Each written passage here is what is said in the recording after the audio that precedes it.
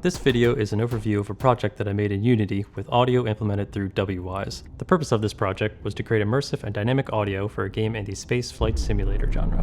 One major sonic decision in any space-based game is how realistic to portray the audio. Since space is a vacuum, there is no medium for which sound can travel.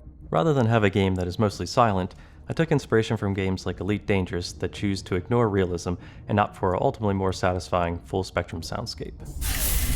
After getting some basic visuals and flight mechanics set up, I first focused on the engine sound. The main propulsion sound was created with a custom serum patch using a wavetable from a sports car recording. After making a seamless loop of the sound, I hooked up RTPCs and Wwise to alter the volume, pitch, and tremolo rate and depth when the throttle speed is increased or decreased.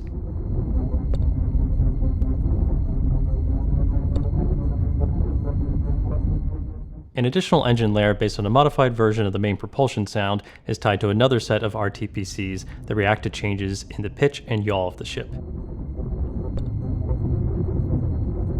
Horizontal and vertical movement is controlled by chemical thrusters, the sound of which is composed of processed pink noise. The roll of the ship alters yet another sound, this time using RTPCs to create a rise in volume and pitch of an ambient to low frequency layer. The ship's main engine can be turned on and off. While in the off state, the ship is less responsive and relies on gas propellant for its limited movement. A switch container is used in Wwise to switch between the available sounds in each power state. The power on and off sounds are placed within a blend container with subtle randomization in time offset, pitch, and volume. While in the off state, an additional layer of ambience slowly fades in.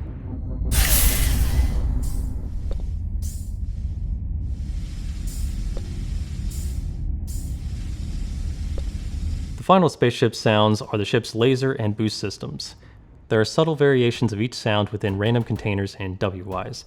Both the weapon and boost systems have dedicated buses in Wwise that duck the volume of other sound sources.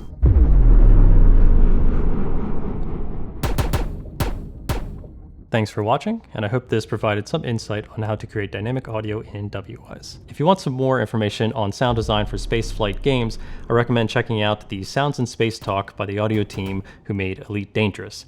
I'll put the link in the video description.